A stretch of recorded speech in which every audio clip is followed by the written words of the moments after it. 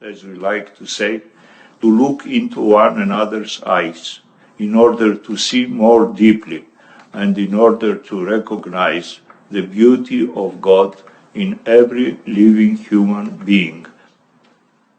Our advice is to make friends to followers of all religions. Muy importante porque mi vida religiosa se enriqueció con explicaciones de él. Se enriqueció muchísimo, ¿no? Y supongo que también algunas mías, ¿no? Bueno. Fue nuestra vocación religiosa la que propició el que nos encontremos en la vida. No matter from which side of the mountain you are climbing, we should be helping each other so that we can all get to the same place. So there is need for people to make friends. وألا نبحث عن أوجه الخلافات التي تختص بكل طائفة عن الأخرى. Personal contact, personal friendship. Then we can exchange deeper level of experience. Honor other religions like you do your own. We need to get together and know one another, just to discover and explore those commonalities.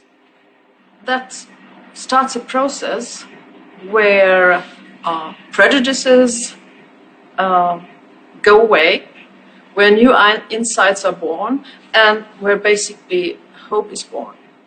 It's not complicated. And I would say to everyone, start with sharing what we all share, which is the pleasure of conversation.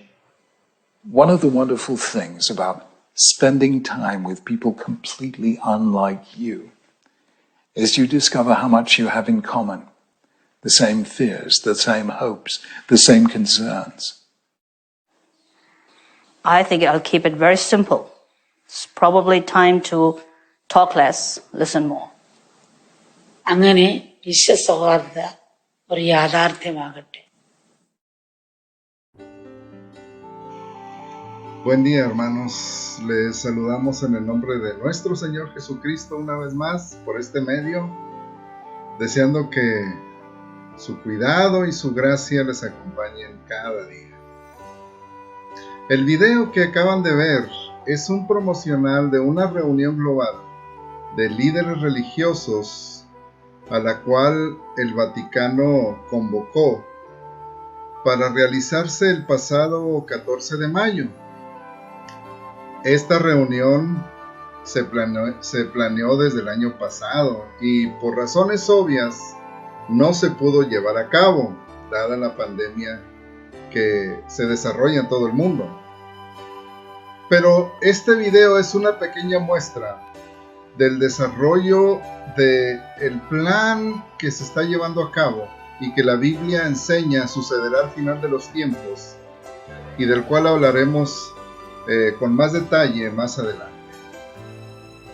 Así que hoy comenzaremos a compartir una serie que esperamos que sea de 3 mensajes llamada Arma Estratégica. Porque en esta serie veremos el uso que Satanás hace de la religión como una de sus armas estratégicas más efectivas para perder las almas de los hombres. Tendremos entonces 3 temas. En el primero, que es este, llamado arma estratégica, trataremos de lo que la Biblia registra sobre cómo Satanás ha usado la religión para desviar a las personas de la fe verdadera y del Dios verdadero.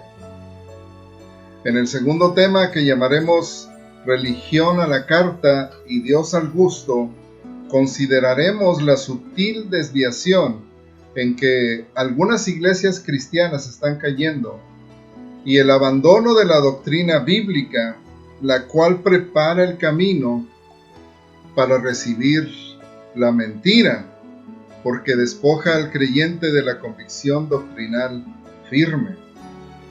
En el tercer tema estará relacionado con la necesidad actual de que los creyentes podamos crecer en el conocimiento de la doctrina bíblica fundamental, de manera que podamos ser capaces de discernir lo que la Biblia llama huecas sutilezas que Satanás usa para desviarnos de la verdad. De manera que hoy iniciamos con este primer tema, arma estratégica.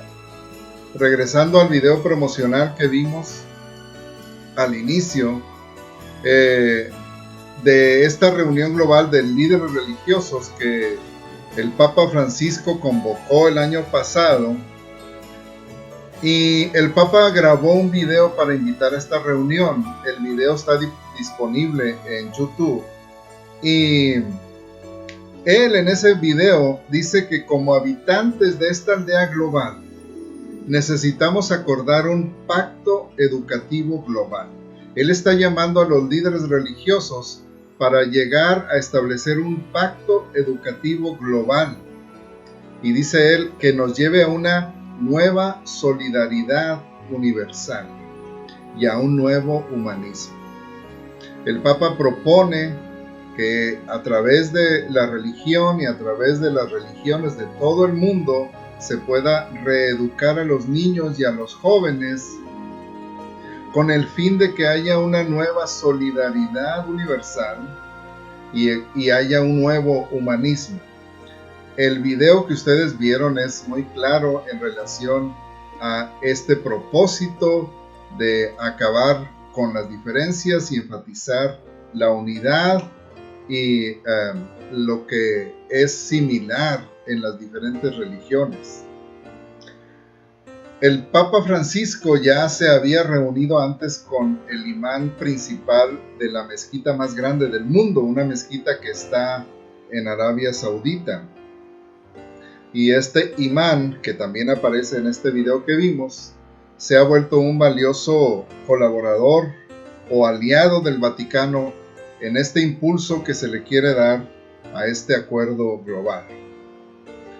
Además de este plan promovido desde Roma, hace unos días la ONU también organizó una cumbre global de líderes religiosos para tratar sobre el apoyo que los líderes pueden dar al combate a la pandemia que está asolando al mundo. El secretario general de la ONU, Antonio Guterres, al dirigirse a los líderes religiosos y al hacer alusión a la gran influencia que la religión tiene en la sociedad, les dijo, y cito: con esta influencia viene la responsabilidad de trabajar juntos, dejar de lado las diferencias y traducir nuestros valores comunes en acción. Dejar de lado las diferencias. Les pidió también que desafiaran toda forma de intolerancia. No es un secreto que la ONU tiene una agenda para imponer la ideología de género en los países que son miembros de esta organización. Y así como el Papa propone educar a las nuevas generaciones para una nueva solidaridad universal, también la ONU ha buscado introducir la ideología de género a los diferentes países, usando especialmente la educación básica. Y nosotros vemos y sabemos cómo en nuestro país se ha buscado incluir la ideología de género en los libros de texto que se usan en las escuelas primarias, de hecho desde el kinder. Y hay países donde las iglesias cristianas ya han cedido a esta imposición de la ONU y están adoptando la ideología de género también. Ahora bien, ¿qué dice la Biblia? Primero, la Biblia nos enseña que Satanás ha usado la religión falsa para desviar a los hombres de la adoración al Dios verdadero. y lo vamos a ver esto el día de hoy. En segundo lugar, la Biblia nos enseña también que al final de los tiempos habrá una religión que será adoptada globalmente. Esto se describe en Apocalipsis 17 y lo estaremos viendo también panorámicamente aquí.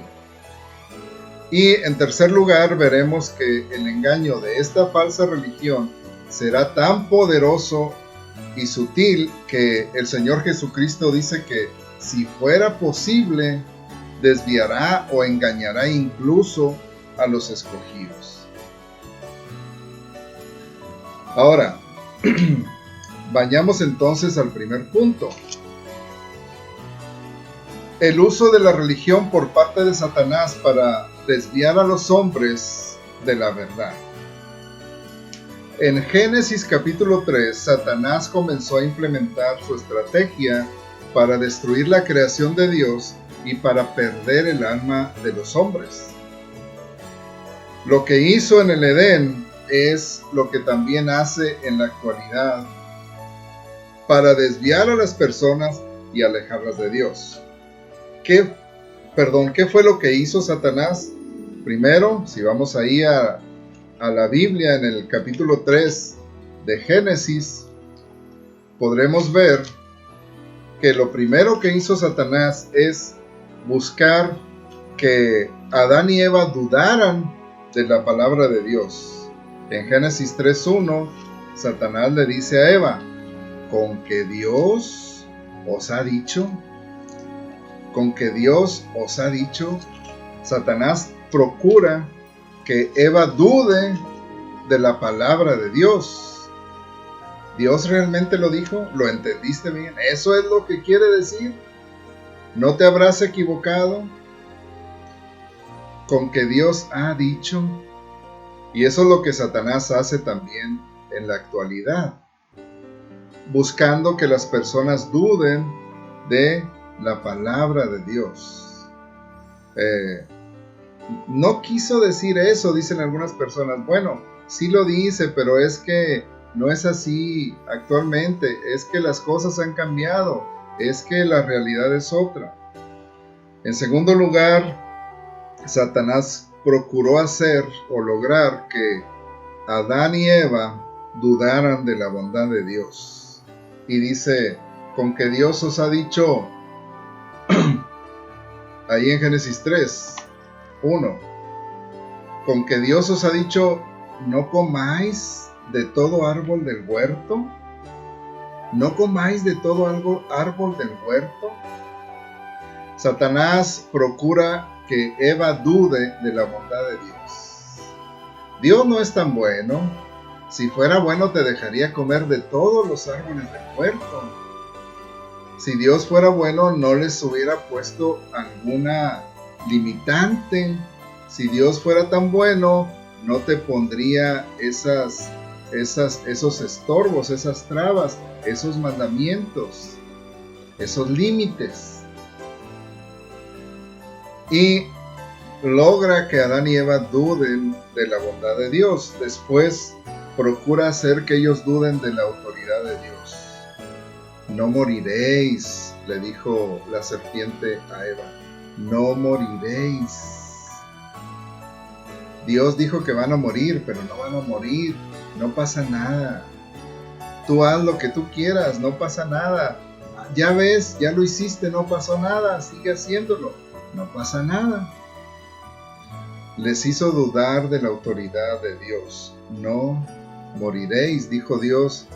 Y, la serpiente les dijo, no moriréis. Dios les había dicho, el día que de él comieren, ciertamente morirán.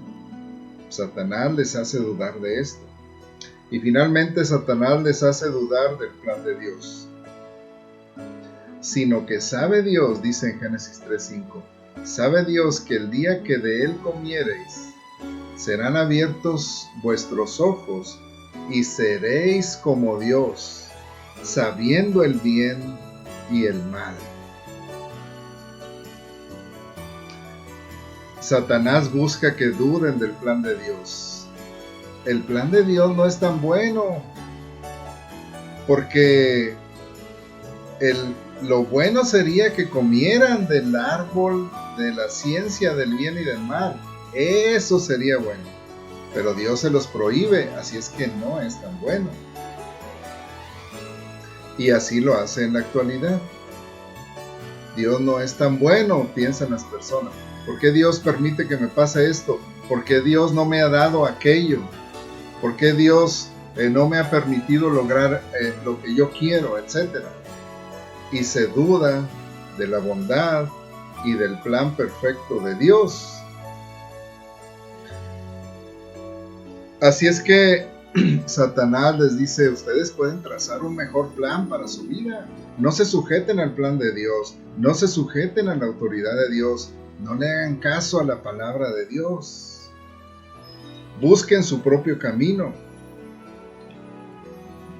Por eso vemos también que pues ellos desobedecieron a Dios y entonces vinieron las consecuencias, la muerte espiritual y finalmente la muerte física también. Cuando Adán y Eva escucharon a la serpiente y desobedecieron a Dios, se vieron desnudos y trataron de cubrir su desnudez con hojas de higuera. Se hicieron delantales de hojas de higuera. Pero Dios no aceptó las hojas de higuera. Y dice la Biblia que Dios les hizo túnicas de pieles y los vistió. Dice en Génesis 3:21 que Dios entonces les hizo túnicas de pieles y los vistió. El plan de Dios para cubrir el pecado del hombre implica, lo vemos aquí, la necesidad de un sustituto que sea sacrificado y cuya sangre sea derramada para así poder cubrir la desnudez del hombre. Lo digo nuevamente, el plan de Dios, como lo vemos aquí, implica la necesidad de un sustituto que sea sacrificado y cuya sangre sea derramada para así cubrir la desnudez del hombre. Y todo esto fue obra de Dios. Dios sacrificó a los animales, Dios tomó las pieles, Dios hizo los vestidos y Dios los vistió. El hombre no hizo nada, fue Dios el que lo hizo y los vistió. Dios fue el que cubrió su desnudez. Y vemos ahí estos principios del plan de Dios para la salvación del hombre. Todo depende de Dios, porque Él es Dios. Vemos también aquí que la Biblia enseña que Dios realmente castiga el pecado. Dios castiga la maldad. Dios es un Dios justo. Dios no pasa por alto el pecado. Es paciente, es verdad, pero Dios finalmente castiga el pecado. Este principio del sacrificio de un sustituto para cubrir la desnudez del ser humano, de un sacrificio del cual se derramaría la sangre, fue enseñado por Adán y Eva a sus hijos. Y cuando Caín y Abel vinieron y se presentaron delante de Dios y ofrecieron sus sacrificios, sus ofrendas, la Biblia dice que Dios aceptó la ofrenda de Abel, que era un cordero, un animal, un ser inocente, cuya sangre fue derramada, porque ese era el plan de Dios. Y Dios aceptó esta ofrenda de Abel, pero no aceptó la ofrenda de Caín, que era fruto de la tierra. Ellos sabían que debido a su pecado, la ofrenda que Dios demandaba para acercarse a Él era un sacrificio de un ser inocente cuya sangre debía ser derramada. Pero Caín, engañado por Satanás, consideró que él podía ofrecer algo mejor, algo que fuera producto de su esfuerzo, y por eso Dios lo rechazó. Caín creyó que él podía ofrecer algo mejor, algo producto de su propio esfuerzo, y eso fue lo que Dios rechazó. Luego, viendo muy rápida y panorámicamente la historia bíblica, vemos que en Babel, nuevamente, este engaño de Satanás hizo que la humanidad buscara hacer o fabricar o construir su propio camino hacia Dios, su propio camino hacia el cielo. En el video que vimos, uno de los líderes religiosos dice que no importa por cuál camino subamos la montaña, porque al final todos vamos a llegar a la cumbre, a la cima de la montaña. Eso es muy lógico, pero no es bíblico. Y eso es lo que pensaron los habitantes de Babel. Ellos quisieron construir su camino al cielo. Dios, obviamente, los rechazó. Los patriarcas Abraham, Isaac, Jacob comprendieron el principio de este sacrificio de una víctima inocente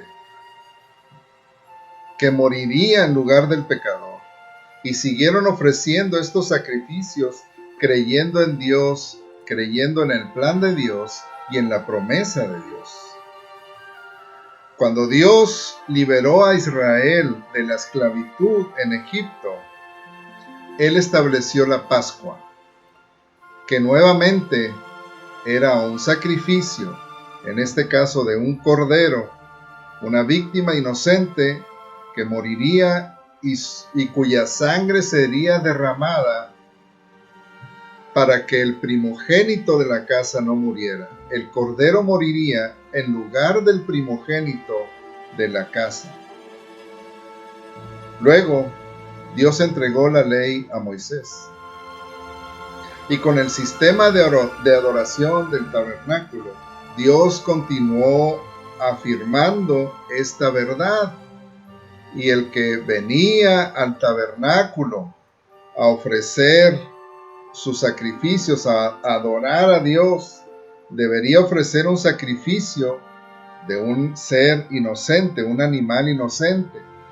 Y el que venía a adorar a Dios ponía sus manos sobre la cabeza de la víctima inocente, confesando sus pecados, y digamos que de manera simbólica transmitía sus pecados a aquella víctima inocente que moriría en su lugar. El cordero o el animal moría en lugar del pecador. Y el pueblo de Israel siguió practicando este sistema sacrificial durante toda su historia. Mientras tanto, Satanás siguió llevando a cabo su plan de engañar a los pueblos. Y cuando Israel llegó a los límites de la tierra prometida, un hombre llamado Balac contrató a otro llamado Balaam para que maldijera a Israel. Al ver que no era posible maldecir a Israel, lo que hizo Balaam fue incitarlos para que participaran en los sacrificios de sus dioses y comieran de lo sacrificado a sus dioses. Esto está en el libro de Números, capítulos 23 y 24. Nuevamente hubo un juicio de Dios contra aquellos que se desviaron de la verdad y fueron a adorar a los dioses falsos. Hubo un juicio de Dios, lo que nos enseña nuevamente que Dios es un Dios justo y Dios castiga el pecado. Los dioses paganos, a cuya adoración fueron invitados los israelitas ahí a la entrada de la tierra prometida por Balaam, no eran desconocidos para ellos. Cuando ellos estuvieron en la esclavitud en Egipto, se adoraba a una multitud de dioses, entre ellos a una diosa llamada Isis, o que hoy se llama Isis, quien era Astarte o Astoret, así se menciona en el Antiguo Testamento. Era una diosa que desvió al pueblo de Israel de la adoración al Dios verdadero. Esta diosa había resucitado a su esposo, o que era también su hermano, Osiris, que es el dios de la resurrección en la mitología egipcia. Isis o Astarte o Astoret era conocida como la diosa madre. En Canaán, ella era, como dije, Astarte o Astoret, y su hijo era Baal. Todos los que hemos leído el Antiguo Testamento hemos visto cómo esto fue un enorme tropiezo para el pueblo de Israel, la adoración a Baal, y cómo en diferentes ocasiones Dios usó a sus siervos, a Elías por ejemplo, para demostrar la falsedad de esta religión pagana. En su carta a la iglesia de Pérgamo, o en el mensaje que el Señor Jesucristo envía a la iglesia de Pérgamo, ahí en el libro de Apocalipsis, Jesús reprende a esta iglesia por retener la doctrina de Balaam. Dice que enseñaba a los hijos de Israel a comer de lo sacrificado a los ídolos. Si cada iglesia que se menciona en el libro de Apocalipsis representa un periodo de la historia, la de Pérgamo correspondería a la iglesia posterior a las persecuciones que se dieron en el Imperio Romano.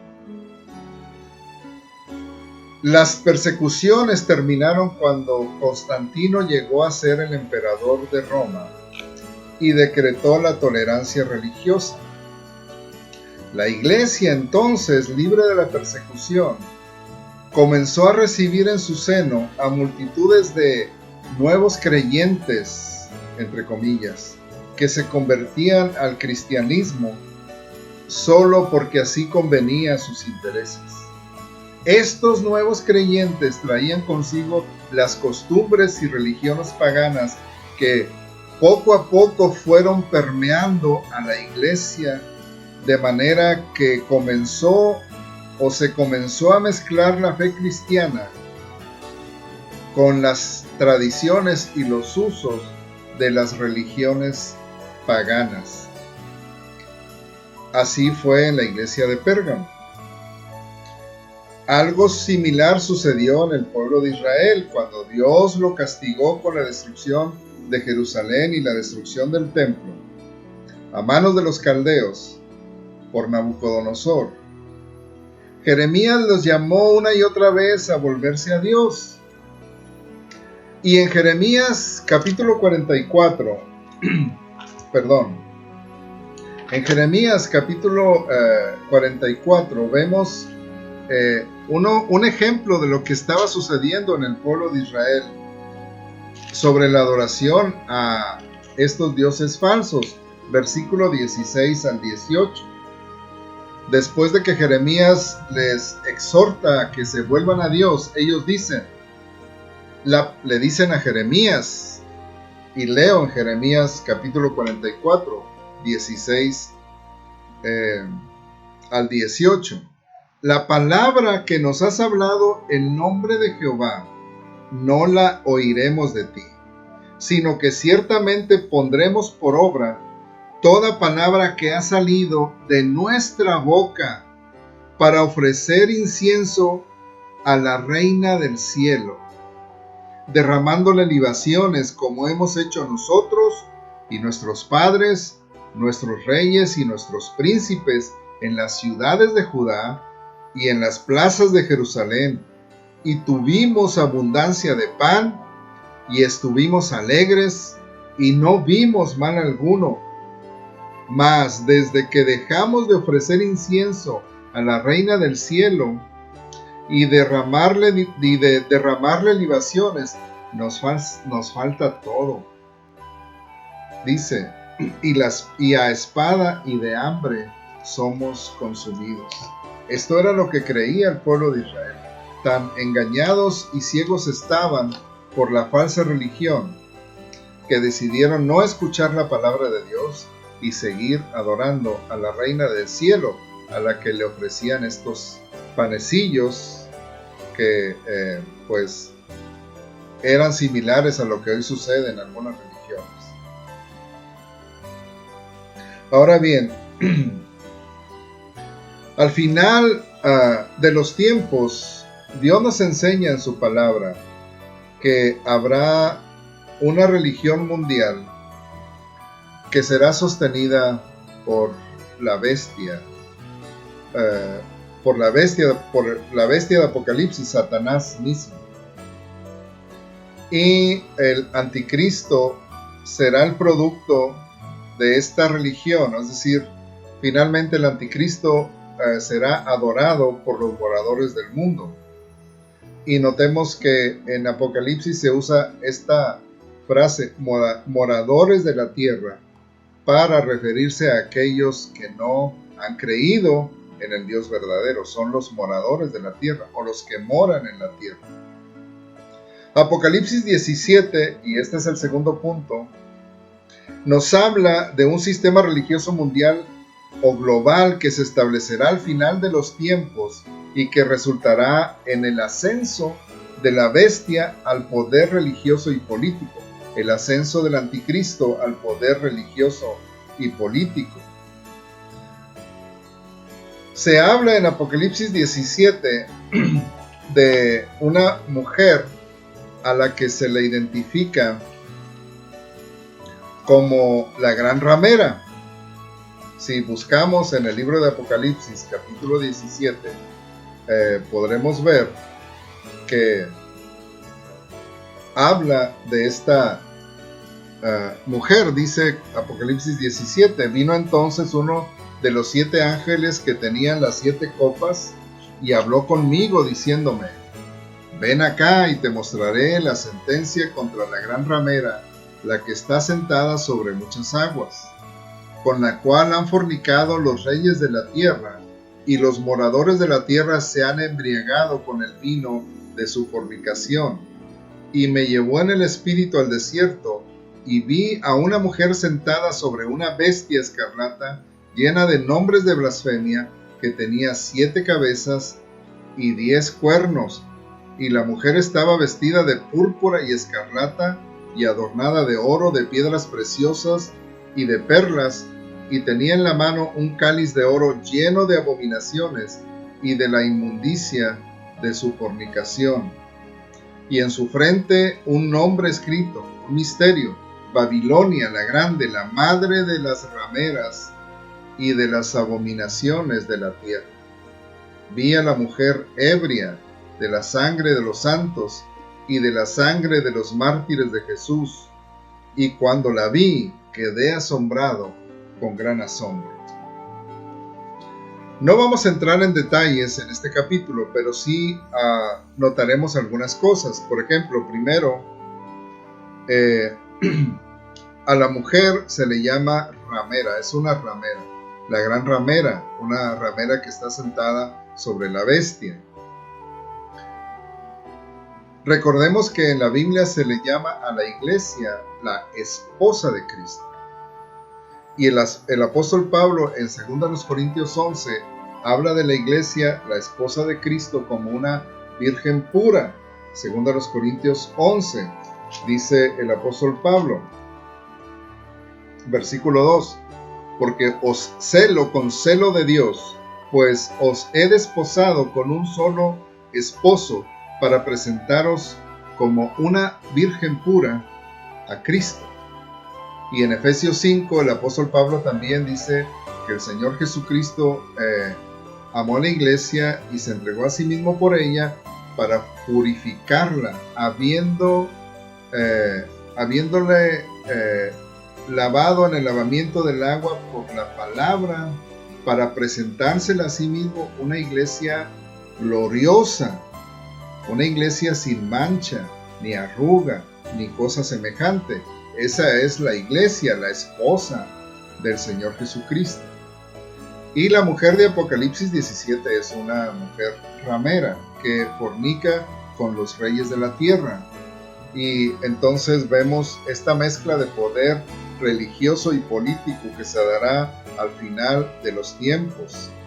y poder económico, porque la otra arma estratégica de Satanás es el materialismo, y Apocalipsis 18 habla precisamente de esta gran ciudad que es como la ciudad centro de comercio mundial, donde habrá mucha riqueza y finalmente será también destruida.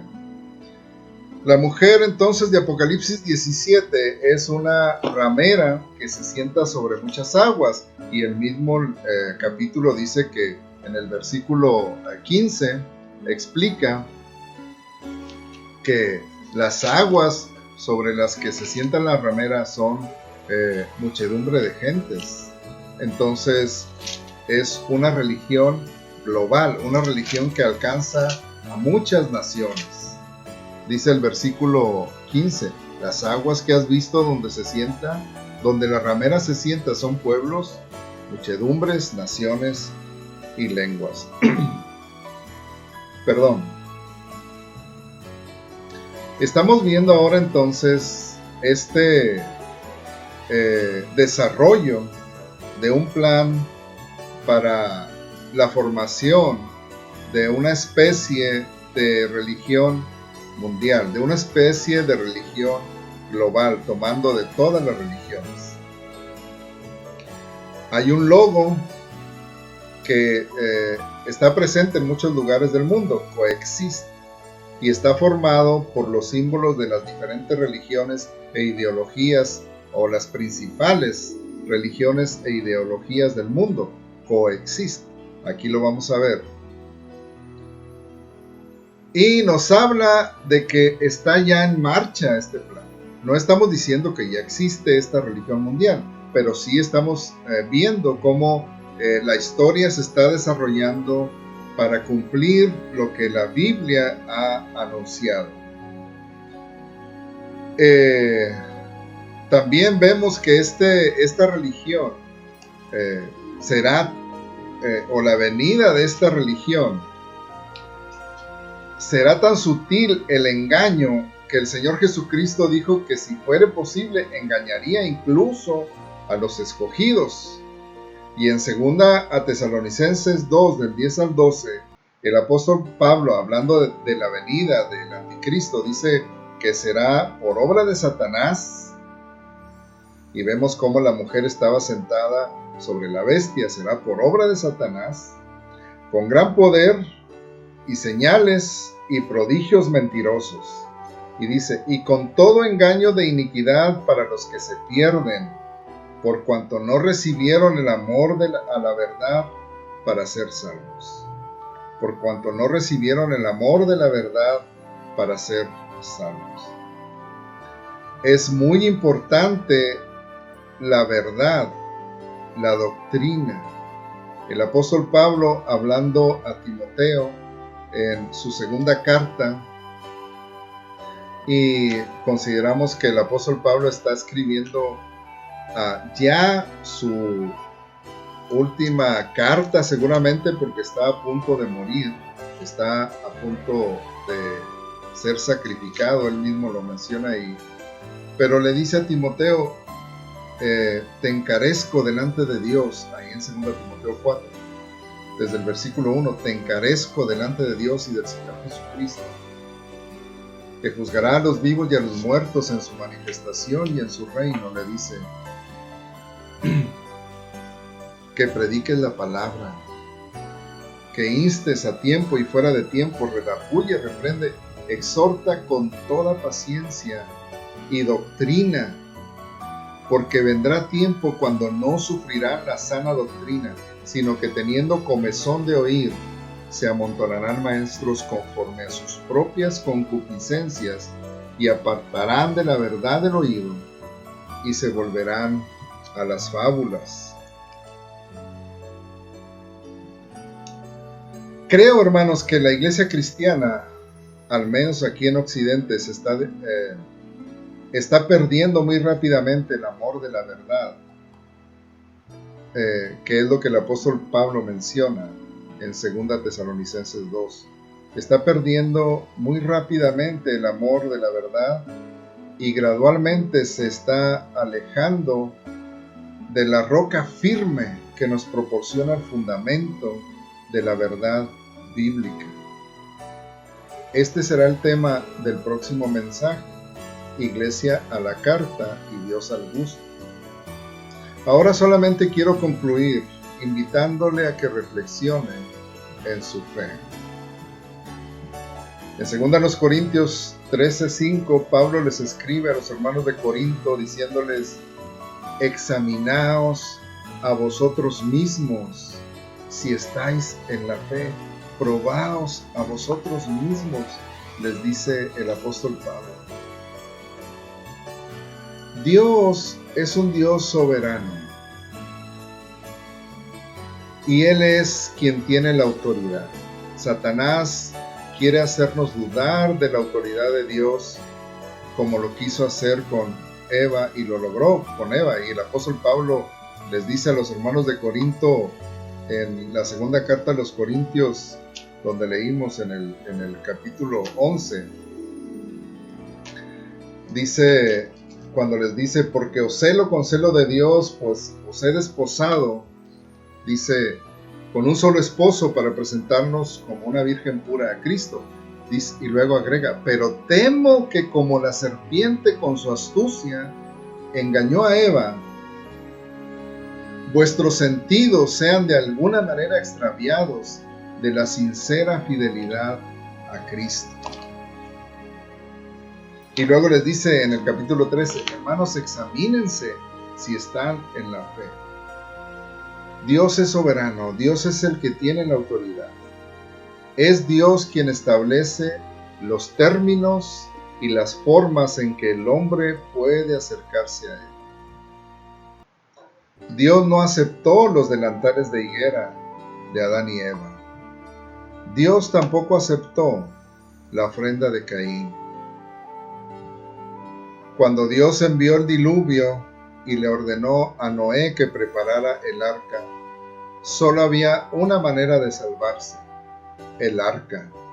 Y el arca solamente tenía una sola puerta, la cual Dios en su momento cerró y nadie más pudo entrar.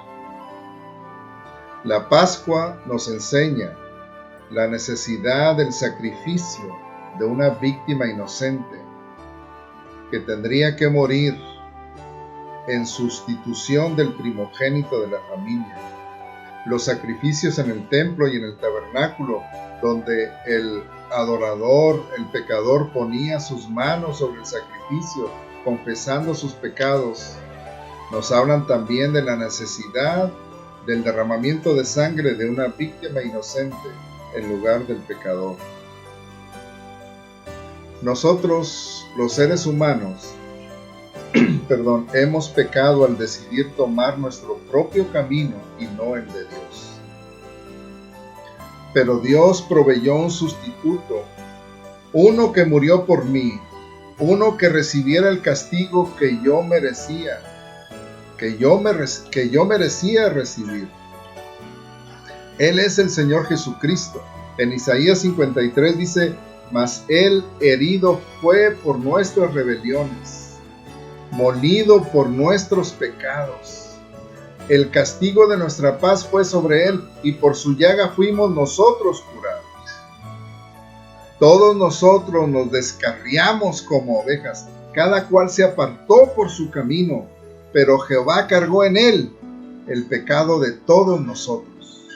Tú y yo nos hemos desviado, cada quien por su camino. No hemos querido seguir los caminos de Dios, pero Dios castigó nuestro pecado y nuestra rebelión y nuestra terquedad y nuestra maldad en su Hijo Jesucristo. Él murió en la cruz y sufrió el castigo que tú y yo merecíamos. Un sustituto derramó su sangre en nuestro lugar.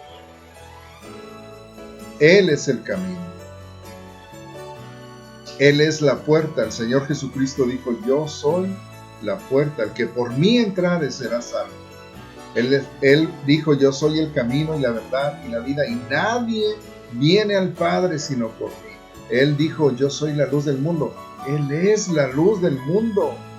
El que me sigue no andará en tinieblas, nos invita a seguirle, nos invita a entrar por la puerta que es Él, nos invita a seguir el camino que es Él. Él es la resurrección y la vida. Él dijo, yo soy la resurrección y la vida. El que cree en mí, aunque esté muerto, vivirá. Aunque esté muerto, vivirá. Yo soy el buen pastor. El buen pastor su vida da por las ovejas. Él es el verdadero Dios. En 1 de Juan 5:20 dice la Biblia, el Hijo de Dios ha venido y nos ha dado entendimiento para conocer al que es verdadero.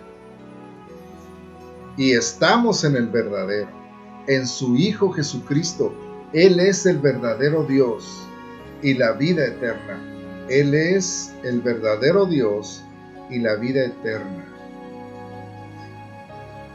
Si quieres volverte a Dios y acercarte a Dios, hay un camino, hay una puerta, hay una luz, hay un pan de vida. Es el Señor Jesucristo. Es a Él a quien debes acudir, es a Él a quien le debes pedir, es a Él a quien debes acercarte, porque Él es quien murió por nuestros pecados en la cruz. Él derramó su sangre por nosotros. Él fue sepultado y resucitó al tercer día. Y ahora está a la diestra de Dios. Él vive. Y puedes hablar con Él, pedirle perdón y pedirle que entre a tu vida y te dé una vida nueva. Que perdone todos tus pecados y que te dé esa vida eterna que Él promete. Búscale a Él, háblale a Él, acércate al Señor. Él dice, el que a mí viene, no le echo fuera. Dios te bendiga.